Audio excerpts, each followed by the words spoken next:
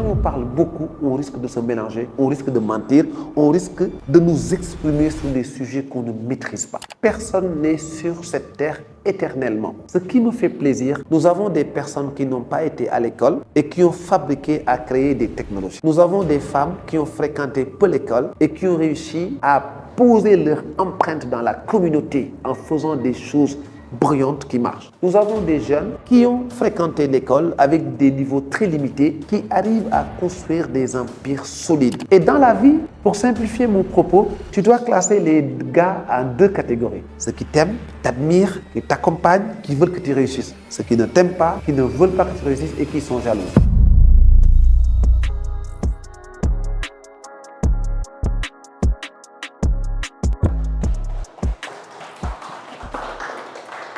Merci. C'est un grand plaisir vraiment de vous accueillir à Vision d'Afrique. Pareil pour moi. Et on est là pour vous écouter vraiment sur ces quelques minutes. En tout cas, merci d'avoir sacrifié ce temps de nous consacrer parce que c'est hyper important pour nous et on sait comment le temps est important pour un entrepreneur et surtout vous. Et si vous venez à Vision d'Afrique, c'est un plaisir pour nous. Merci pour l'invitation également. Merci beaucoup. Merci. Merci pour cette invitation. Je suis honoré de partager quelques minutes avec vous dans le cadre de ce programme de Vision d'Afrique Consulting, dont l'objectif est de promouvoir des talents créatifs. Et derrière cet objectif, il y a un jeune frère, Amadou Seck, dont son idée, c'est de regrouper l'essentiel de nos compétences que nous avons auprès des jeunes pour leur montrer des petites choses, des astuces et que chaque jeune dans cet univers puisse prendre ce qui l'intéresse dans ce lot, dans ce panier pour construire son parcours. J'en parle pour ne pas personnaliser le débat. Personne n'est indispensable, personne n'est sur cette terre éternellement. Et quand quelqu'un pose un acte, nous devons le saluer. Mais comment peut-on profiter de cet acte pour construire notre vie en nous basant sur nous-mêmes? C'est de cette façon-là que j'apprécie l'œuvre de Amadou Seck. Donc dans cette appréciation, vous y êtes. Parce que sans vos participations, vos intelligences, vos contributions, il ne peut pas y avoir d'univers ni d'écosystème. Bravo en tout cas par rapport au choix que vous avez fait, le fait de venir et le fait également de dire c'est une opportunité pour moi de construire. Voici un peu le mot de Salam Alek que je voulais adresser à ce charmant public constitué de jeunes en quête d'espérance, j'imagine. Maintenant, concernant les discussions que j'ai le plaisir d'avoir avec Amadou, il était important de confirmer que dans notre Afrique, il est possible de faire quelque chose, malgré ce qu'on explique. Et faire quelque chose pour un jeune peut signifier construire un parcours méritant. Je parle de méritant parce qu'un parcours ne doit pas être un itinéraire pour lequel il y a quelqu'un qui te dit « prends, fais ». Si l'effort n'est pas mobilisé dans ce que vous faites au quotidien, vous risquez d'être pistonné à un niveau, mais sur un autre niveau, le piston peut ne plus exister. Comment vous allez poursuivre votre chemin? C'est pourquoi nous avons jugé nécessaire de parler d'effort. L'effort doit être permanent, constant, et l'effort doit être au quotidien dans vos différentes activités pour construire votre propre parcours. Et je confirme que cette première rencontre est juste à titre introductif et que je me ferai de plaisir dans les prochains jours de mes prochains séjours au Sénégal de revenir, d'approfondir les sujets sur lesquels nous pouvons travailler pour apporter ma contribution dans ce que vous faites déjà. En tout cas, c'est sur ça que je veux construire mon intervention de ce matin, tout en vous remerciant de ce que vous êtes en train de faire pour vous-même. Maintenant, quand on parle d'effort, on parle de mobilisation, peut-être de notre énergie, mobilisation de nos moyens, mobilisation de notre temps et mobilisation tout court. Je me mobilise pour. Maintenant, le pour que j'ai utilisé pour un étudiant, un jeune, une personne lambda, c'est un pour bâtir un avenir prometteur. Chers tous, nous sommes en Afrique. Nous sommes plusieurs pays. Si vous prenez un pays d'Afrique et que vous l'analysez, surtout en matière de développement économique et d'orientation en matière d'amélioration des conditions de vie des populations, vous allez voir deux principaux signaux qui m'agacent. Le premier signal, nos pays ont choisi de s'endetter pour promouvoir des acquis économiques. Ça fait 20 ans que j'entreprenne. J'ai appris beaucoup de choses dans ma vie. Je lis régulièrement et je m'inscris en contradiction avec ce choix. Premièrement, selon mes sources réelles en matière de documentation, les échanges que j'ai eus avec plusieurs acteurs, le constat, parce que je vis dans un pays développé et je connais d'autres pays développés, tous ces éléments me font croire qu'on ne peut pas s'endetter, payer, perpétuer le recommencement pour construire l'avenir d'un pays. C'est un fait, à travers les trois exemples que j'ai donnés. Le deuxième choix que nos gouvernements ont fait pour faire appel à l'amélioration des conditions de vie, pour que l'employabilité se développe, pour que l'entrepreneuriat soit la clé de réussite et la prospérité, nos pays ont choisi de brader les ressources naturelles. En faisant quoi? En disant à d'autres pays, nous avons des ressources, venez investir, on vous ouvre grandement les portes, vous explorez, ensuite vous exploitez et vous nous donnez une commission. Je schématise la relation que nous avons avec les pays développés ainsi. C'est-à-dire, nous avons pensé que nous ne pouvons pas exploiter nos ressources. Nous avons pensé que nous, en tant qu'Africains, nous ne pouvons pas répondre à nos attentes et nous avons fait appel à d'autres communautés telles que les pays développés et les grandes entreprises installées dans les pays développés. Et ces grandes entreprises et ces grands pays, quand ils arrivent chez nous, ils nous proposent des contrats pour lesquels nous, en tant que peuple, on n'y voit pas nos intérêts. Finalement, nos deux axes de développement sur lesquels nous pensons bâtir les piliers fondamentaux de notre économie ne peuvent pas converger vers un développement prospère. Je suis entrepreneur, je peux parler de ce que je connais. Quelqu'un d'autre peut avoir une vision contraire, ça n'engage que lui. En tout cas, ce que je dis est basé sur mon expérience et un autre élément que je peux ajouter dans ce que je fais, je participe à des missions d'État sur ce type de problématiques. Et quand je dis je participe, je m'intéresse à tout ce qui peut permettre à ce que l'Afrique utilise ses potentialités pour réussir. Et dans le monde, tous les pays, de façon générale, font appel à des consultants sur des projets. Et il m'arrive régulièrement de soumettre ma candidature sur certains projets. Et si je suis retenu, c'est un travail que je dois faire, un travail de conception, un travail d'écoute, un travail de collecte, un travail d'échange. Donc à travers ces scénarios, j'ai une appréciation de ce que je dis. Et il peut s'agir d'une mission pour laquelle je suis chargé de conduire la politique de la nation en matière de promotion de l'entrepreneuriat pendant un an.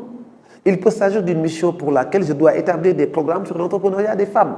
Il peut s'agir d'une mission pour laquelle on me charge de proposer des itinéraires pour promouvoir l'entrepreneuriat en milieu estudiantin. Et ces types de missions vous donne l'opportunité d'écouter la population, de comprendre comment ça marche et surtout d'interagir avec les cibles. Donc, l'exemple que j'ai donné, qui est basé sur ma série d'expériences personnelles et ma connaissance du terrain, c'est un exemple personnel. Quelqu'un peut avoir un autre avis, mais ça n'engage que lui, comme j'ai dit tout à l'heure. Et pour entrer dans le vif du sujet, j'aimerais conclure cette partie introductive en disant ceci. Ces deux options de développement ont fait que dans nos terroirs, on n'est pas fier de ce que nous voyons tous les jours. Qu'est-ce que nous voyons tous les jours? Vous êtes individu africain, vous dormez, le matelas qui vous permet de dormir confortablement est fabriqué par une autre personne hors Afrique. Même pour être dans une situation confortable, une personne de l'extérieur doit intervenir. Pour que nous puissions établir une communication à travers les nouvelles technologies, nous avons besoin d'un support. Il peut s'agir d'un ordinateur, d'un téléphone portable ou d'un autre moyen. Mais peu importe le support utilisé, la technologie créée n'appartient pas à des Africains. D'autres ont créé de la technologie et nous vendent cette merveille pour qu'on puisse s'en servir pour vivre, pour promouvoir nos activités. Et je suis content que cette activité soit filmée. Elle sera partagée, certes, mais qui facilite ce travail? Qui facilite cette transaction? Mais d'autres personnes qui ont créé la caméra, d'autres personnes qui ont créé Internet, d'autres personnes qui ont créé les possibilités à développer des canaux de transmission pour qu'une personne qui se trouve dans une autre localité puisse accéder à ce que nous sommes en train de faire aujourd'hui. Mes chers amis, je suis en train de vous dire, si vous bâtissez un pays sur l'expertise d'une personne qui est en dehors du pays, en un moment donné, vous risquez de sombrer. Et les trois exemples que je donne pour boucler cette situation sont des exemples terre à terre. Nous sommes en Afrique des pays qui ont besoin d'accès à l'eau potable.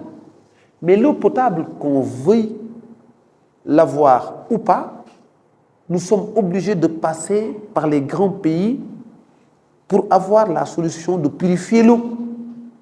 Donc ce sont ces expertises installées dans d'autres pays qui nous vendent l'exploitation de l'eau pour que l'eau soit purifiée. On n'a pas la technique que nous utilisons aujourd'hui. Deuxièmement, vous avez envie d'aller aux toilettes, vous tirez sur la chasse d'eau. Qui a créé ça? D'autres communautés. Et pourtant, c'est un besoin vital.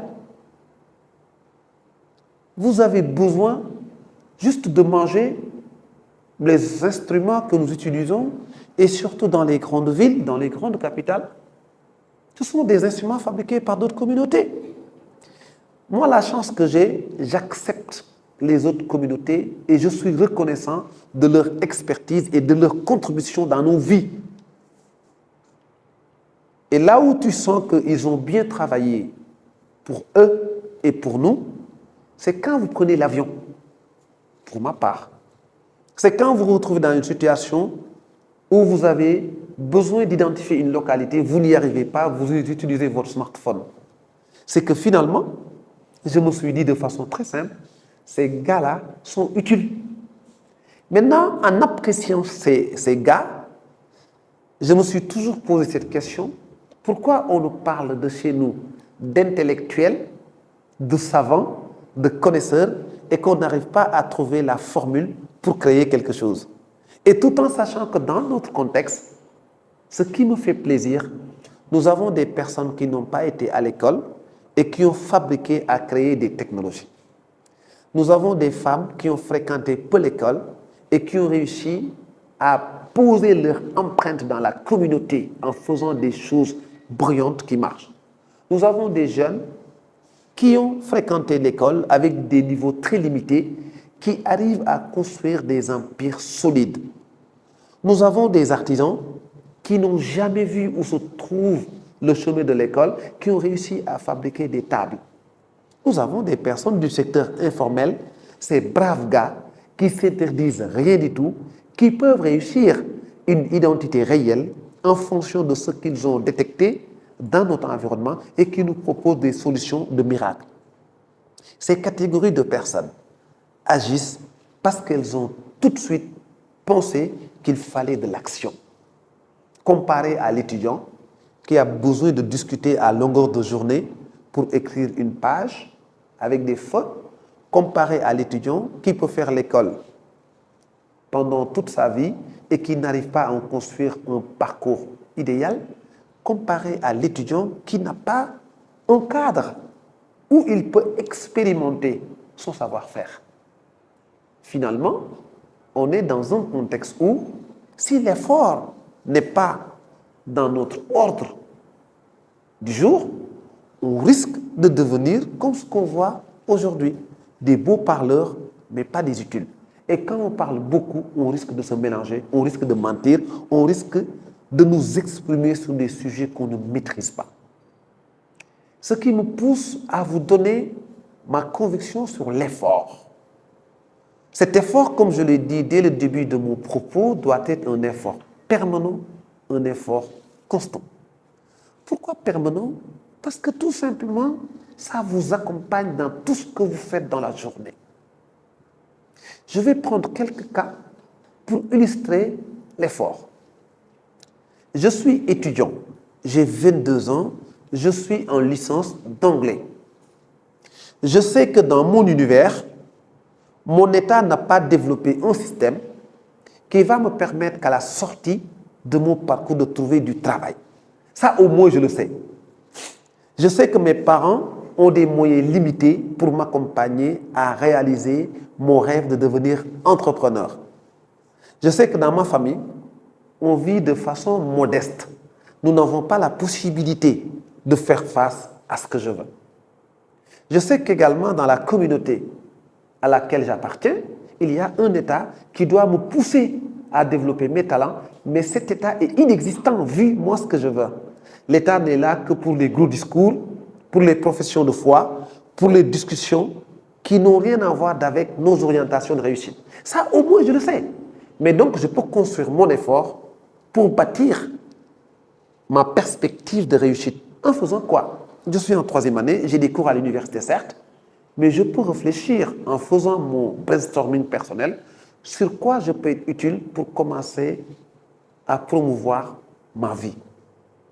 Je peux commencer à lister mes dons, je peux commencer à évaluer mes capacités, je peux commencer à me dire sur quoi je suis capable de fructifier ou de monnayer mon temps. Et il peut s'agir d'un jeune qui a 22 ans, qui a cette capacité et cette étoffe de partager. Quand on partage, on peut être enseignant.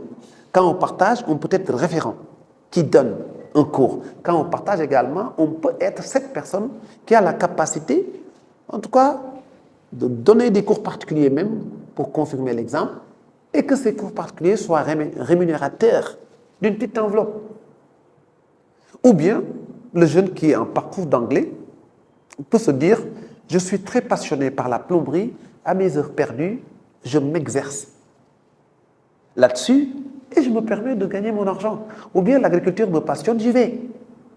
C'est que personne ne peut t'interdire de créer les conditions d'expérimenter ce qui te fera réussir.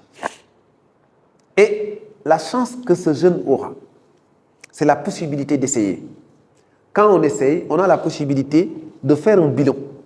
C'est bon, c'est pas bon, c'est moins bon, qu'est-ce qu'il faut améliorer, qu'est-ce qu'il faut retirer, où est-ce qu'il faut aller vite. Mais tant que ça reste sur les salles de cours où on vous explique comment on fait, votre cerveau sera fermé parce que vous n'avez pas été confronté dans des situations pour lesquelles il faut réfléchir pour donner des solutions.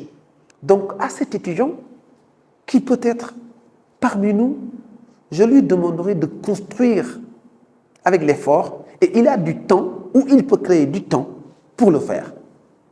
Un autre jeune que je vais prendre comme exemple, qui est en deuxième année de comptabilité, qui a 19 ans peut-être. Ses parents comptent sur lui pour réussir. Ce jeune, je lui dirais qu'il y a des jeunes qui ont déjà appris la comptabilité pendant 5 ans et qui ne savent pas enregistrer une opération comptable. Et je dirais à ce jeune, il y a des jeunes qui ont appris pendant 5 ans le marketing et qui n'arrivent pas à vendre un seul produit. Je dirais à ce jeune, il y a d'autres jeunes qui ont appris la communication pendant 10 ans et qui ne savent pas s'exprimer, ni écrire un courrier. Donc, il ne sert à rien que ce jeune nous dise « Je suis en train d'apprendre la comptabilité, je deviendrai comptable. » Et surtout dans notre système lié à un contexte africain. Donc, pour construire son parcours avec l'effort de réussir, avec un avenir prospère, je dirais à ce jeune, cherche des petits boulots non rémunérateurs qui vont te permettre d'exercer ce que tu aimerais faire plus tard. Je peux identifier une organisation de femmes où je peux réfléchir à élaborer leur comptabilité. La chance que j'aurai, c'est que dans cet univers de femmes où la majorité n'a pas été à l'école, il n'y a pas besoin que les femmes me disent « voici ce qu'on veut ». On me donne un terrain vide sur lequel je dois commencer à expérimenter. Et ça me pousse à faire de la recherche. Ça peut me pousser à télécharger un logiciel gratuit sur Internet pour commencer à tester le premier exercice que je dois faire avec les dames, recenser les informations financières. Ça peut me pousser à appeler quelqu'un pour m'aider parce que je suis bloqué. Ça peut me pousser même à des moments insoupçonnés de réfléchir sur l'amélioration de ce que j'installe. Je suis en train de dire, au fur et à mesure qu'on pratique, on devient expert. L'exemple le plus patent, c'est quoi? Ceux qui sont sur l'ordinateur régulièrement vont perdre leur qualité de calligraphe parce que tu n'écris plus. Comme tu n'écris plus, tu perds ça. Ceux qui écrivent tout le temps ne sont pas très doués dans l'utilisation de l'ordinateur, avec du papier, je veux dire. Donc finalement, je suis en train de dire à ce jeune, le fait de faire un stage chez ce groupement de femmes te permet d'apprendre à expérimenter, d'apprendre à professionnaliser, d'apprendre à te projeter. Mais l'autre élément qui est factuel et qui est impactant que le jeune ne voit pas, en restant avec les dames dans leur environnement, tu apprends autre chose. Tu vas te poser certaines questions. Mais les femmes qui n'ont pas été à l'école, comment elles ont fait pour réussir à fabriquer ces types de savons? Les femmes qui n'ont pas été à l'école, comment elles ont réussi à instaurer la paix dans le quartier? Les femmes qui n'ont pas été à l'école, comment elles ont fait pour réussir à bâtir cet empire? Et toi, on t'a dit à l'école, pour créer, il faut passer à l'école.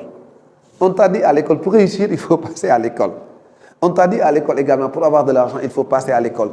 Sauf que ceux qui n'ont pas passé à l'école ont plus de possibilités de réussir plus rapidement que ceux qui sont passés à l'école. Et la réussite qu'on nous présente aujourd'hui pour ceux qui sont passés à l'école, cette réussite, j'en veux pas. La réussite pour laquelle tu connais un ministre qui te file un marché, tu gagnes de l'argent, tu construis un immeuble, tu conduis une voiture pour laquelle c'est l'argent du contribuable. Tu es fier de ça, je ne suis pas fier de ça. Ou l'autre réussite, tu es ministre de la République, tu utilises notre carburant, tu utilises nos voitures, tu utilises nos maisons, parce que c'est une maison de fonction, et tu ne fais pas le travail correctement. Moi, je préfère la dame qui vend au marché, qui s'occupe de sa famille, qui est utile au quartier, qui impacte sa communauté, qu'un ministre qui ne fait rien du tout pour nous.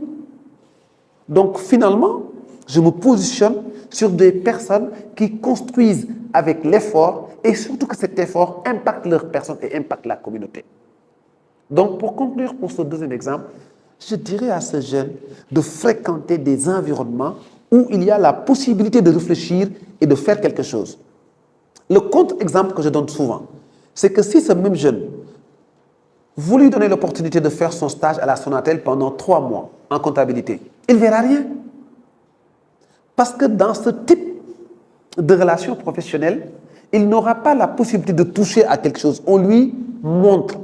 Quelqu'un à qui on montre toujours n'aura pas la possibilité de faire fonctionner son cerveau pour faire. Mais quelqu'un qui agit est en train de fructifier les neurones de son cerveau. Il aura plus de capacité à agir. Faire un stage à la Sonatel pendant 3 mois et de l'exposer en public en disant que tu as fait un stage, mais je vous assure, il est plus méritant de passer une journée chez les dames. Parce qu'en passant une journée chez les dames, tu apprends comment on crée, tu apprends l'innovation et tu apprends qu'est-ce qui manque chez les dames pour que je puisse l'apporter en tant que jeune. Exemple, tu peux te rendre compte que les dames, quand elles fabriquent leur savon, elles ont du mal à mettre en place un modèle post-production qui est encadré. Ça, c'est une solution que tu peux commencer à réfléchir, pour laquelle tu peux commencer à réfléchir pour vendre ça. Tu peux imaginer, par exemple, que les dames ont des savons extraordinaires, mais dans les savons, j'ai constaté qu'on peut les présenter d'une autre manière, découper d'une autre manière. Tu crées une petite innovation et le savon a plus de valeur. Tu peux imaginer que le savon qui est présenté peut être vendu à la pharmacie. Tu travailles sur le packaging. C'est-à-dire, tant que tu n'es pas dans l'action, qu'est-ce que tu peux faire de bon? Tu n'es pas dans l'action. Mais quand tu parles beaucoup, tous les jours, régulièrement, et surtout quand vous êtes en communauté, vous risquez d'étouffer vos cerveaux. Le troisième et dernier exemple, je le prendrai à titre de bonification chez les individus qui n'ont pas eu le même parcours que vous. Ça peut être un mécanicien qui s'est essayé dans ce domaine et finalement il a réussi à trouver sa marque. Et ce mécanicien, il peut tout de suite détecter une panne dans ta voiture. Et pourtant, il n'y a jamais eu dans son parcours une possibilité d'être assis dans une classe où on lui explique comment on détecte la panne. Sauf que le mécanicien a un modèle qui marche chez nous. Il teste, il regarde, il essaye, il ose. Quand il fait tout ça, il trouve sa solution. Maintenant, ce qu'on peut reprocher au mécanicien, il n'écrit pas ses bonnes pratiques pour dire si telle situation arrive, voici la solution. Il n'a pas le repère documenté. Il a le repère dans sa tête. Et un repère dans une tête qui n'est pas faite régulièrement, c'est un repère qu'on peut perdre. Par exemple, dans les tribunaux, tous les juges ont le code pénal. Pour juger les personnes, on ouvre le code pénal. Parce qu'on ne peut pas avoir tout dans la tête. Ceux qui sont dans l'exercice de leurs fonctions, des magistrats, des avocats, des experts en général ont des supports. Maintenant, eux, ils n'ont pas de support, ils réussissent à construire. Maintenant, moi, je demanderai aux étudiants qui manquent de travail, qui sont passionnés par l'entrepreneuriat, de faire l'effort d'aller visiter ces types d'entreprises, d'aller discuter avec les créateurs de ces entreprises, provoquer des échanges avec ces profils. Vous allez vous rendre compte que ces personnes ont réussi à développer un business de niveau 2 et ces personnes ambitionnent d'arriver au niveau 5. Maintenant, entre le niveau 2 et le niveau 5, il y a des choses à faire. Ces choses-là, il ne les a pas. Il n'a pas ça. Ces choses-là peuvent être quoi? Accueillir la clientèle. Avoir un environnement très joli pour accueillir la clientèle. Servir du café pour que les clients ne sentent pas l'heure d'attente. Créer des petites animations qui ne coûtent rien du tout pour que quand les clients arrivent, ils sont sur autre chose. Créer une possibilité d'établir un rapport de travail. Le mécanicien a fait son travail, il y a un rapport qui est établi pour dire voici, tac, tac, tac. Créer les opportunités d'envoyer un devis au client. Créer l'opportunité d'organiser le travail en chaîne. Ou bien créer l'opportunité d'écrire le projet du gars et d'organiser son travail de sorte que quand un client arrive, il sait qu'il rencontre un professionnel. Ça, c'est un travail que le mécanicien ne fera pas. Il n'a pas appris à le faire. Pour lui, ça n'a pas d'importance. Et pour vous, ça a de l'importance.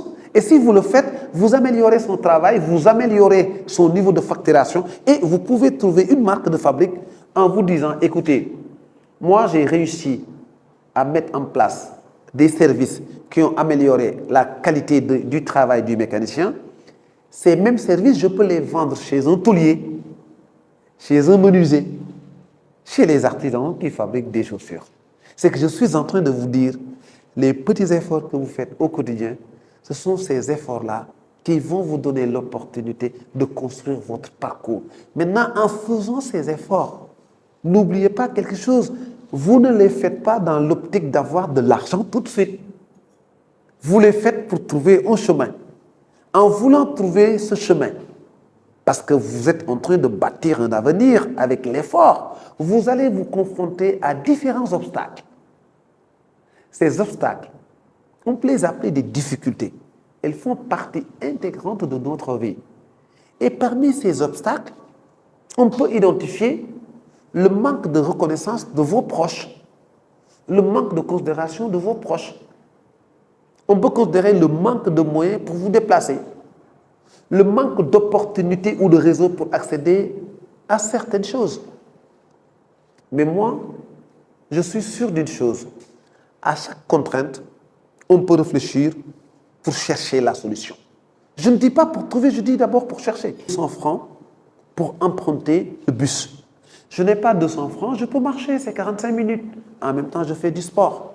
Et si je marche, je vais salir ma chemise, je peux avoir un sac à dos. Je mets ma chemise bien pliée, mon pantalon, et j'ai mon petit jogging, je fais mon petit footing, j'arrive, je me débarbouille et je porte ma tenue.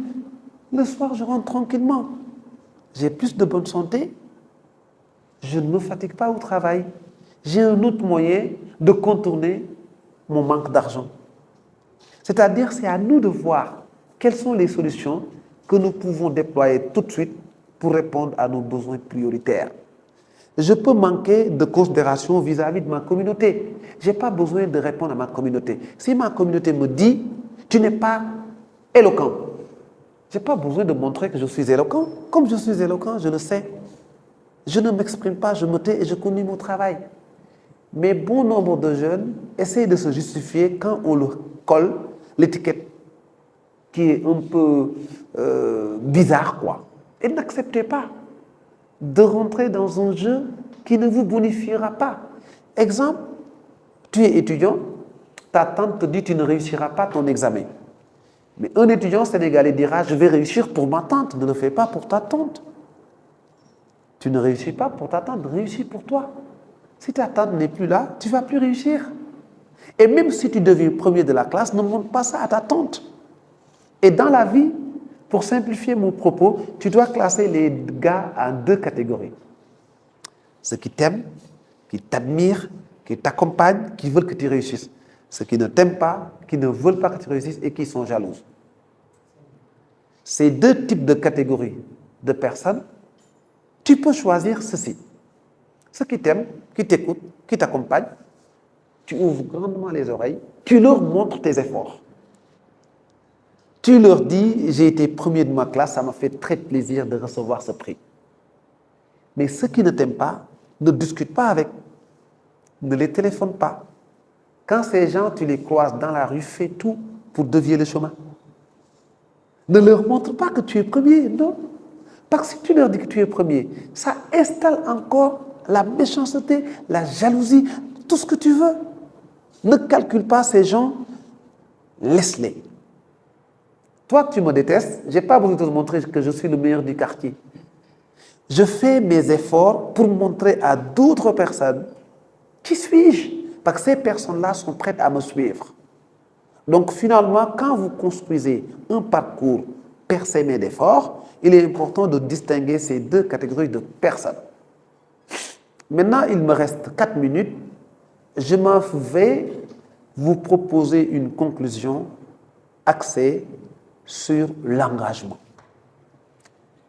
Je me suis permis d'identifier notre contexte de travail par rapport à notre continent, Afrique, et nos différents pays. Et j'ai exposé à cœur ouvert sur comment je vois les choses. J'ai pensé qu'il fallait choisir l'effort comme déterminant principal. Et cet effort nous pousse à développer l'audace. Et cet effort nous donne l'opportunité de tester. Et quand on teste, on a les meilleures formules de voir nos limites. Mais quand on teste également, ça nous permet de constater qu'on est fort dans tel ou tel autre domaine. Où est-ce qu'on peut améliorer? Et j'ai dit en troisième partie qu'il était important de ne pas tout de suite vous focaliser sur les gens qui n'aiment pas votre succès, mais plutôt concentrez-vous pour ceux qui vous admirent. Avec ces personnes-là, vous pouvez aller beaucoup plus vite. Exemple, Amadou, les mots qu'il m'a adressés hier m'ont beaucoup touché. Dans la nuit, j'y ai pensé. Et pourtant, ce sont des mots tout simples, mais ce sont des mots qui me touchent parce qu'il reconnaît que je suis brillant. Et ça, c'est quelque chose qui touche. Donc lui, je peux lui montrer. Mais quelqu'un d'autre qui me montre le contraire, je ne parlerai pas avec. Je ne suis pas obligé de vous parler. Il s'agit de ma vie. C'est tout. Et en conclusion, ce qu'il faut retenir, c'est l'engagement. On s'engage d'abord pour soi, parce qu'on veut construire quelque chose qu'on mérite. Et en s'engageant pour soi, on s'engage pour la communauté. Imaginez, vous vous engagez pour la salubrité du quartier. Là, vous êtes en train de vous engager à ce que le quartier devienne nickel, propre.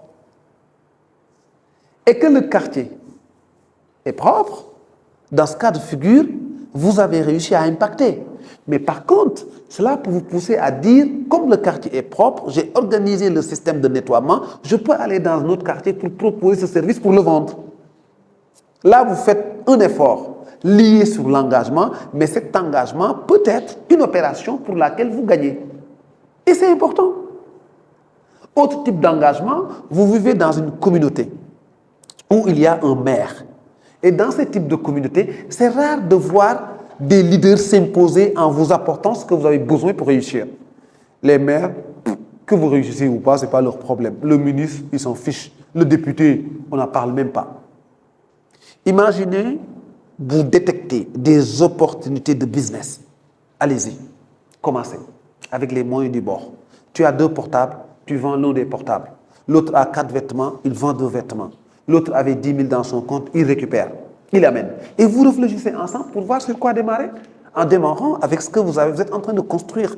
Au fur et à mesure que vous avancez, dans votre engagement de vouloir construire un parcours collectif, à un moment donné, les autorités vont vous saisir en disant, mais attends, ce gosse-là, ce qu'il fait est intéressant. Ou ce groupe de gosses-là est en train de percer. Mais écoute, c'est intéressant de les faire venir pour qu'ils témoignent de leur expérience. En témoignant, tu peux trouver d'autres opportunités. Il est important également que vous sachiez vous affirmer au moment opportun. Pas uniquement, vous avez créé une société, vous devez aller sur Internet pour en parler, vous avez écrit un livre, vous devez être célèbre. Non. Moi, j'ai fait le choix de ne pas parler de mes activités sur Internet. Non. Sur Internet, ce que vous voyez, ce sont des chaînes de télévision qui m'ont invité, qui ont posté des vidéos sur Internet, pas moi. Vous voyez mes écrits, ce n'est pas moi qui poste. Ce sont des bonnes volontés qui estiment que mon savoir-faire doit être partagé avec la communauté et ces gens le font de façon généreuse et je suis content pour ça. Mais je ne vais pas me permettre d'ouvrir une page Facebook en expliquant aux gens et voici ce que j'ai. Non, ce que j'ai, ça m'appartient. Il s'agit de ma vie, je garde. Maintenant, ce qui ne m'appartient pas, c'est vos vies. Et vos vies, pour y contribuer, je dois venir avec vous en fonction de ce que vous voulez. Je me démarque en apportant ma contribution, mais pas en vous imposant ma personne. Ma personne est toute petite comparée à l'ambition que nous devons bâtir pour développer des carrières percutantes, pour avoir une Afrique persévérante, pour avoir un continent résilient, pour avoir des femmes pour lesquelles on doit investir dans leur schéma pour leur donner l'opportunité d'être des vraies championnes et des jeunes que nous devons encadrer, accompagner, leur donner la force d'être armés de courage pour développer des activités génératives de revenus fortes. Nous avons la possibilité aujourd'hui de nous concentrer. L'effort, tous les jours, sur tout ce que nous faisons, l'engagement. Ces deux alliés, même paramètres, nous pouvons développer de bonnes choses qui sont partageables au niveau de la communauté, au bénéfice de toutes et de tous. C'est sur ça que je veux bien conclure mon propos de ce matin, tout en sachant que j'ai été ravi d'être là et merci pour la qualité de l'écoute.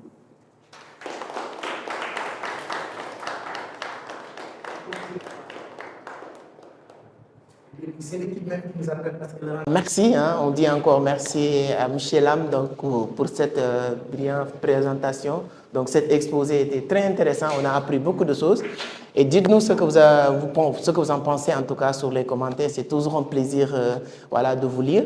Et peut-être dans les jours à venir aussi, on aura l'occasion d'inviter aussi une autre personne qui va venir nous partager son expérience. Donc comme vous le savez très bien, l'élément fondamental pour réussir, c'est la connaissance. Et j'aime bien le dire, remplissez la tête et ensuite on va laisser les têtes remplir nos poches.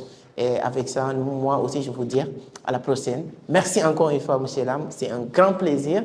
Et je pense que toute la communauté aussi est très contente d'apprendre à travers cette exposition.